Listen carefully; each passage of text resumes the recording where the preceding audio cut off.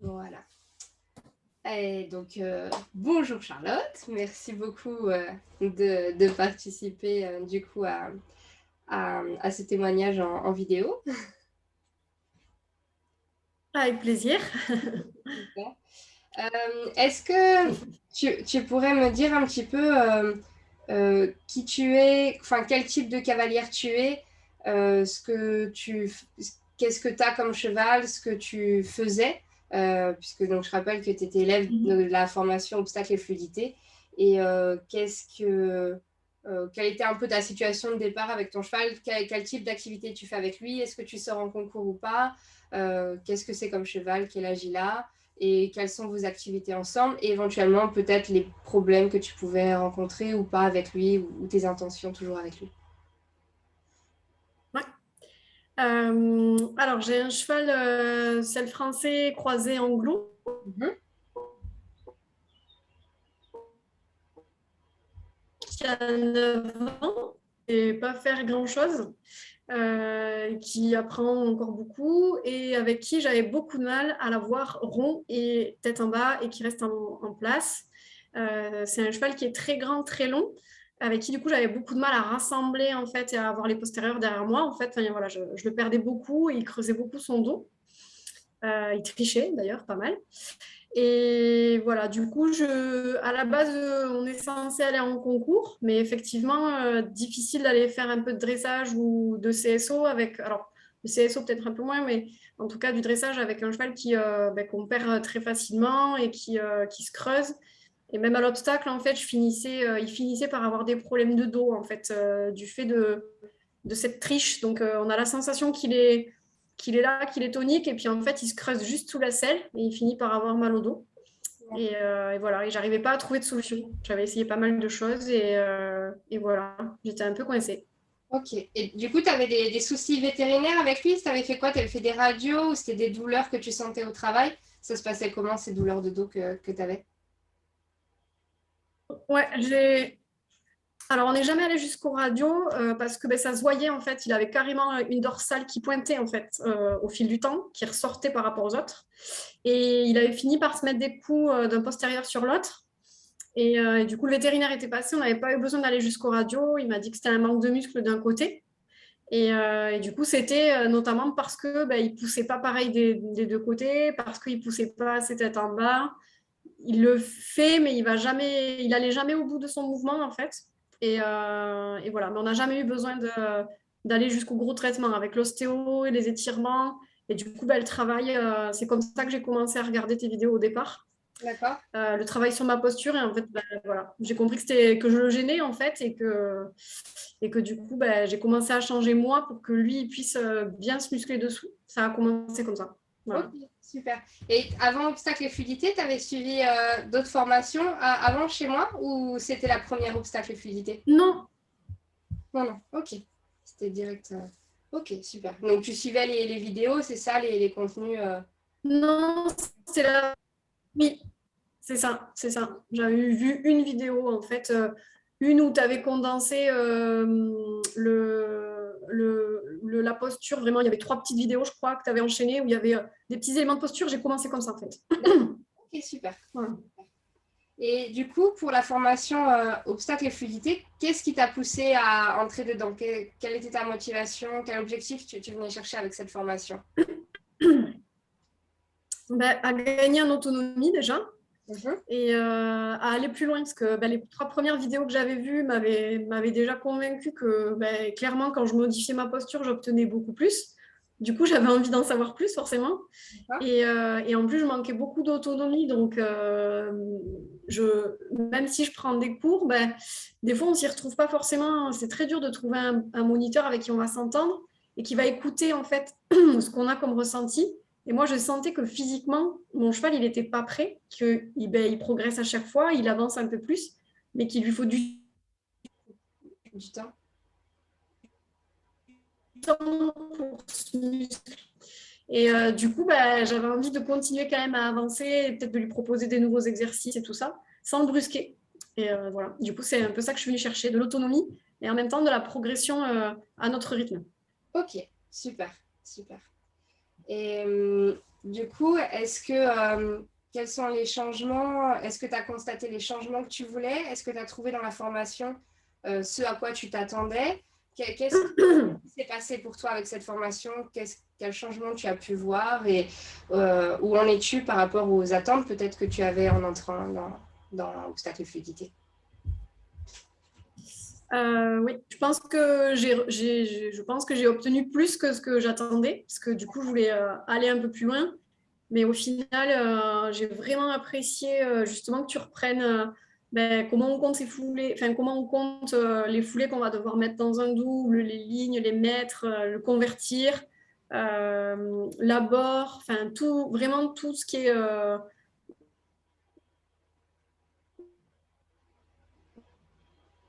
de l'obstacle. Vraiment, pour moi, c'est ce qui a complètement transformé mon cheval et ma façon de monter. Et du coup, oui, non, j'ai obtenu beaucoup plus que ce que je pensais. Et tu m'as réglé beaucoup de problèmes finalement en très peu de vidéos retournées, puisque du coup, j'arrivais pas trop à me faire filmer. Mais juste déjà en te donnant des choses par écrit. Enfin, mais juste par écrit, déjà, tu arrivais vraiment à régler beaucoup de problèmes ou à donner des petits trucs qui m'ont réglé des soucis, notamment le fait qu'il tombait sur l'épaule intérieure, le fait qu'il m'évase quand je veux tourner, qu'il évase beaucoup vers l'extérieur. Je ne sais plus trop ce qu'il y avait eu, mais vraiment, c'est des petits trucs qui m'ont vraiment débloqué, alors que ça faisait très longtemps que je cherchais des solutions et que j'en trouvais pas. D'accord, ok. Et pourtant, tu étais coachée régulièrement, c'est ça? Ou du coup, ça faisait un moment que tu étais toute seule? Oui. Non, Oui. non, j'ai été beaucoup coachée en dressage Mhm. il y a quelques temps. Là, j'avais fait pas mal de coaching en obstacle et ça faisait trois mois qu'on avait arrêté parce que justement,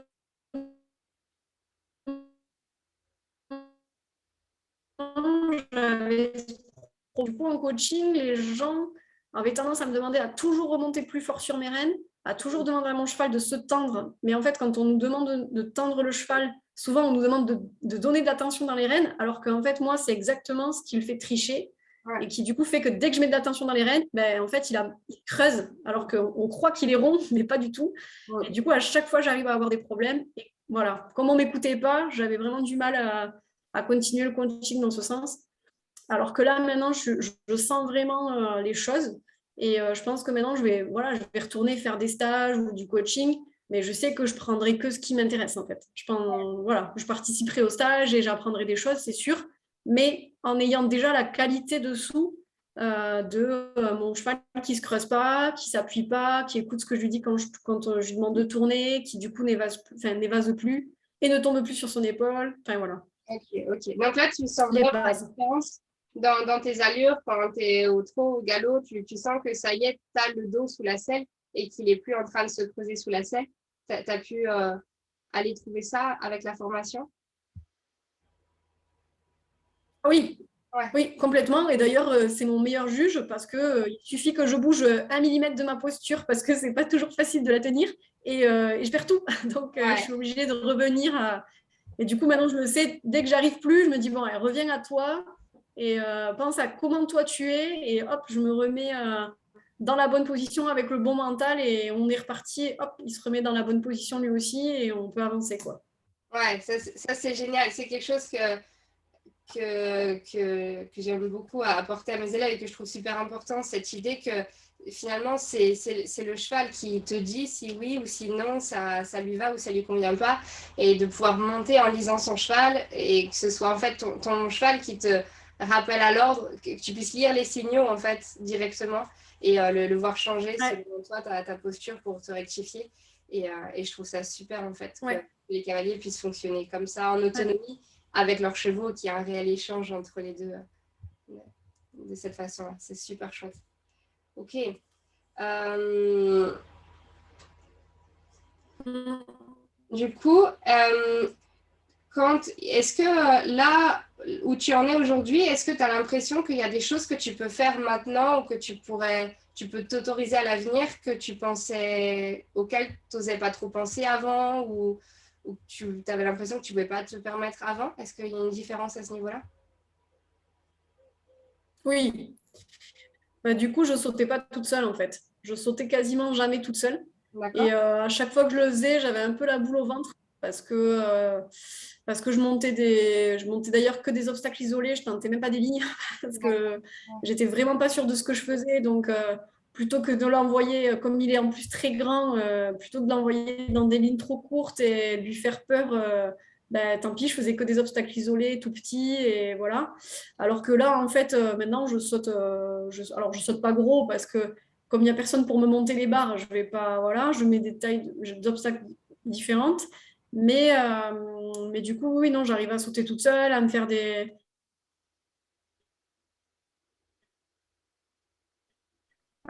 commencer mon parcours, mes courbes, et voilà, me mettre des petites difficultés, et, voilà, ou des choses plus faciles quand je sais que ça va être difficile pour lui. Enfin voilà.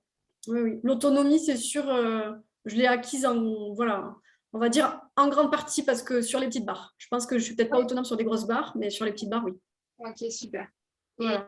du coup, tu te sens, là, tu disais que tu avais la boule au ventre un petit peu avant tes entraînements. Est-ce que là, tu te sens vraiment en confiance quand tu vas sauter? Tu te sens comment aujourd'hui quand tu prépares une Ah séance? oui, Ouais, super. ah ben, du coup, oui, non, j'ai plus du tout d'angoisse. Ben, j'y pense même pas. En fait, j'arrive, je vais me monter mes obstacles. Souvent, dans la voiture, avant d'arriver à l'écurie, je commence à me dire, ah oui, on va faire comme ça et comme ça. Non, non, j'ai plus du tout de barrière, en fait. Super, super. Je pensais, pas, parce que ton, est-ce que tu penses que c'est parce que ton esprit est clair sur ce que tu vas faire ou que s'il y a jamais il y a quelque chose qui va pas, tu sauras savoir, tu sauras pourquoi, enfin, trouver la cause d'un souci. Qu'est-ce qui fait que ça, que tu as cette confiance-là, selon toi?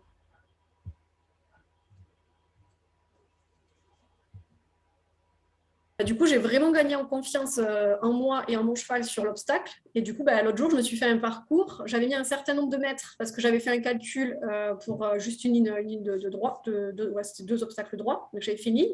Je voulais mettre 4 foulées. Bon, bah, en fait, je me suis trompée sur mon calcul. Mais en fait, il n'y a pas eu de souci. C'est-à-dire que je me suis trompée une fois. Je me suis dit, c'est un peu court. Je suis retournée une deuxième fois en me disant que peut-être mon galop n'était pas tout à fait bon. En fait, c'était trop court. Et du coup, j'ai dit, bah, je vais y aller au trot. Et en fait, au trot, c'était nickel. Et je me suis dit, bon, bah, c'est trop court. Voilà. Mais du coup, j'ai pas stressé. J'ai pas eu peur de faire mal à mon cheval. J'ai pas eu peur de tomber ou voilà, de tout abîmer. En fait, j'ai juste réessayé. Et bon, voilà. Quand j'ai vu qu'au bout de 2, ça passait pas bien, je me suis dit, bon, ben, tu as dû te tromper et c'était pas très grave. Et effectivement, on l'a fait au trot et finalement, c'était un bon exercice. Ok, c'est cool. C'est super chouette. Super. Et est-ce que du coup, tu pourrais nous expliquer comment s'est passée la formation pour toi Parce il y a des cours en ligne, il y a les retours vidéo. Tu disais tout à l'heure que tu n'as pas pu réussir à trop te filmer. Est-ce que le fait d'intégrer ces cours et de les appliquer en autonomie, parce que on pourrait se dire c'est quand même une formation en ligne, en plus à l'obstacle, on pourrait se dire que c'est difficile d'apprendre dans ces conditions. Quelle a été ton expérience par rapport à ça? Est-ce que c'était facile? Est-ce que ça t'a demandé énormément de travail? Comment tu te sentais par rapport à l'apprentissage au sein de cette formation? Ouais, c'est vrai que comme c'est une formation en ligne, au départ, j'étais sceptique, franchement. Je me suis dit, bon, je verrai bien ce que ça va donner. Mhm. Je pars du principe qu'on a toujours quelque chose à apprendre. Donc, j'étais positive et je me suis dit, j'aurais forcément appris quelque chose à la fin. Et finalement, c'était très simple en fait. Honnêtement, c'est très bien expliqué dans les vidéos. Toutes les vidéos aussi d'exercices à pied avec les ballons et tout ça, ça donne quand même déjà une bonne idée de la sensation. Super, Du coup, il n'y a plus que déjà à répéter la sensation plutôt que répéter.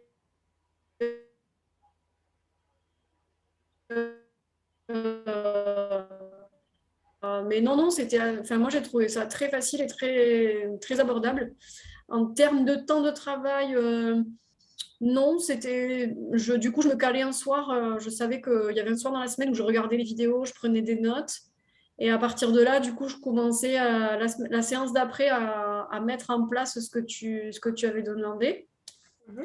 Et voilà, et jour après jour, du coup, ben, en fait, quand on met en place, souvent on se rend compte que ben, où on y arrive, où on n'y arrive pas. Du coup, moi, je n'arrivais pas à me filmer, donc je faisais des retours écrits. Finalement, tu comprenais très bien ce que je voulais dire, donc tu me redonnais quelque chose. Donc la séance d'après, hop, je réessayais avec le petit quelque chose en plus, et finalement, ça marchait. et je continue les exos comme ça. Non, j'ai trouvé ça très, très facile, très abordable. Et on peut apprendre vraiment beaucoup de choses finalement par une formation en ligne. Et franchement, j'aurais pas cru. C'était une bonne surprise. Ok, super, super. Euh, du coup, est-ce que pour toi, à qui tu conseillerais ce type de formation? Est-ce que pour toi, ça correspond à un type de cavalier particulier? Est-ce que c'est un peu pour tout le monde? Euh, à, à qui tu penserais, à quel type de cavalier pour toi cette formation est faite? Alors, pour être honnête, j'ai déjà pensé à la proposer à des gens. Donc, du coup, j'ai quand même pas mal de copines qui ont des chevaux, qui montent un peu toutes seules parce que c'est pas facile de trouver des coachs, d'avoir des fois le budget aussi parce qu'un coaching, ça coûte déjà très cher. Donc, du coup, je trouve ça top parce que ça permet d'avoir un coaching complet sur 8 semaines, enfin, en tout cas, d'avoir plein de marge de progression sur 8 semaines. Et du coup, je trouve que ça permet d'avancer tout seul sur un gros morceau. Et du coup, ça n'empêche pas ensuite de reprendre des cours à droite à gauche. Et j'ai beaucoup de copines qui montent toutes seules, qui ont des jeunes chevaux, qui essayent d'avancer, mais c'est pas si facile. Et donc, pas mal de cavalières du même type que moi, en fait, qui ont des chevaux. Et après, honnêtement, je trouve que